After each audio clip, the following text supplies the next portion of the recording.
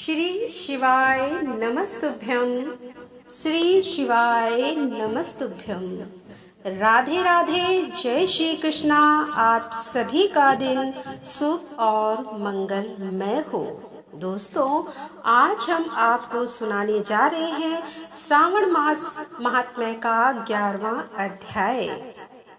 सनत कुमार जी बोले कि हे देव, श्रावण मास के वारों के सभी व्रतों को मैंने आपसे सुना, किंतु आपके वचनामृत का पान करके मेरी तृप्ति नहीं हो रही है।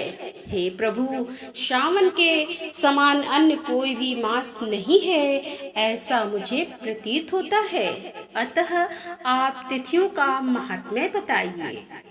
तब ईश्वर जी बोले कि हे सनत कुमार, मासों में कार्तिक मास श्रेष्ठ है, उससे भी श्रेष्ठ माघ कहा गया है, उस माघ से भी श्रेष्ठ बैसाख है और उससे भी श्रेष्ठ माघशीस है, जो श्री हरि को अत्यंत प्रिय है।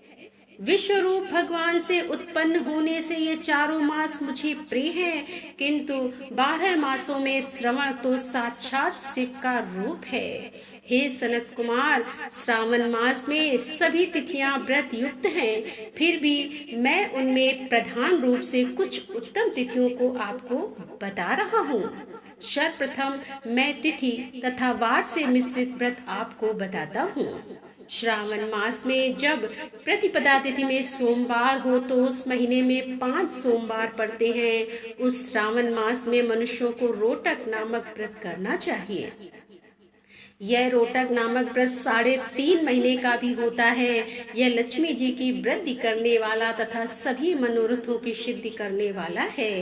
हे मुने, मैं उसका विधान बताऊंगा, आप सावधान होकर सुनिए। श्रावण मास के शुक्ल पक्ष में प्रतिपदा तिथि को जब सोमवार हो तब विद्वान प्रातः काल यह संकल्प करे, मैं आज से आरंभ करके रोटक व्रत करूंगा। हे सुरश्रेष्ठ, हे जगत गुरु, मुझ पर कृपा कीजिए।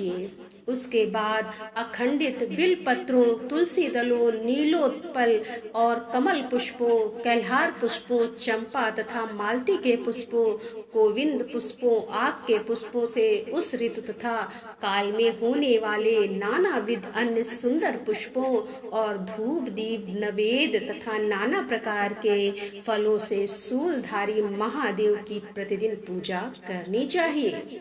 विशेष रूप से रोटकों का प्रधान नैवेद्य अर्पित करना चाहिए। पुरुष के आहार प्रमाण के समान 5 रोटक बनाने चाहिए। बुद्धिमान को चाहिए कि उनमें से 2 रोटक ब्राह्मणों को दे, 2 रोटक का स्वयं भोजन करे और 1 रोटक देवता को शेष पूजा करने के अनंतर अर्घ प्रदान करे।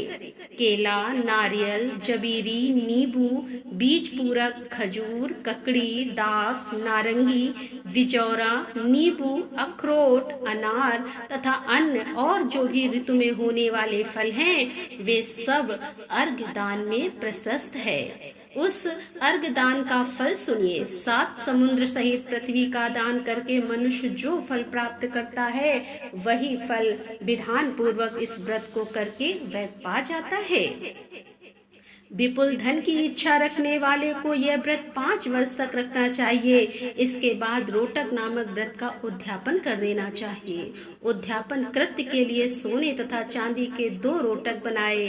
प्रथम दिन अधिवासन करके प्रातः काल शिव मंत्र के द्वारा घृत तथा उत्तम बिल पत्रों से हवन करे। हे तात, इस विधि से व्रत के संपन्न किए जाने पर मनुष्य सभी वांछित फलों को प्राप्त कर लेता है। हे सनत कुमार, अब मैं द्वितीय के शुभ व्रत का वर्णन करूंगा, जिसे श्रद्धा पूर्वक करके मनुष्य लक्ष्मीवान तथा पुत्रवान हो जाता है। औदुंबर नामक वह व्रत पाप का नाश करने वाला है। शुभ सावन का महीना आने पर द्वितीया तिथि को प्रातः काल संकल्प करके बुद्धिमान को विधि पूर्वक व्रत करना चाहिए। इस व्रत को करने वाला स्त्री हो या पुरुष, वह सभी संपदाओं का पात्र हो जाता है। इस व्रत में प्रत्यक्ष गूलर के वृक्ष की पूजा करनी चाहिए, किंतु गूलर वृक्ष न मिलने पर दीवार पर वृक्ष का आकार बनाकर इन 4 मंत्रों से उसकी पूजा करनी चाहिए। हे उदुम्बर आपको नमस्कार है, हे हेम पुष्पक आपको नमस्कार है। जंतु सहित फल से युक्त तथा रक्त अंड तुल्य फल वाले आपको नमस्कार है। इसके अधिदेवता शिव तथा शुक्र की भी पूजा गूलर के वृक्षों में करनी चाहिए। इसके 33 फल लेकर 3 बराबर भागों में बांट लेना चाहिए। इनमें से 11 फल ब्राह्मण को प्रदान करें, 11 फल देवता को अर्पण करें और 11 फलों का स्वयं भोजन करें। उस दिन अन्न का आहार नहीं करना चाहिए। शिव तथा शुक्र का विधिवत पूजन करके रात में जागरण करना चाहिए। हे तात, इस प्रकार 11 वर्ष तक व्रत का अनुष्ठान करने के बाद व्रत की संपूर्णता के लिए उद्यापन करना चाहिए। शुभ वर्ण्यम फल पुष्प तथा पात्र सहित एक गूलर का वृक्ष बनाएं और उसमें शिव तथा शुक्र की प्रतिमा का पूजन करें। उसके बाद प्रातः काल होम करें। गूलर के शुभ कोमल तथा छोटे छोटे 108 फलों से तथा गूलर की समिधाओं से तिल तथा घृत सहित होम करें। इस प्रकार होम कृत्य समाप्त करके आचार्य की पूजा करें और उसके बाद सामर्थ्य के अनुसार 100 अन्यथा 10 ब्राह्मणों को ही भोजन कराएं। हे वत्स, इस प्रकार व्रत किए जाने पर जो फल होता है उसे सुनिए। जिस प्रकार यह गूलर का वृक्ष बहुत जंतु युक्त फलों वाला होता है, उसी प्रकार व्रत करता भी अनेक पुत्रों वाला होता है और उसके वंश की वृद्धि होती है। यह व्रत करने वाला शुभ वर्ण्यम पुष्पों से युक्त वृक्ष की भांति लक्ष्मी प्रद हो जाता है। हे सनत कुमार, आज तक मैंने किसी को भी यह व्रत नहीं बताया था। गोपनीय से गोपनीय इस व्रत को मैंने आपके समक्ष कहा है और इसके विषय में संचय नहीं करना चाहिए और भक्ति पूर्वक इस व्रत का आचरण करना चाहिए।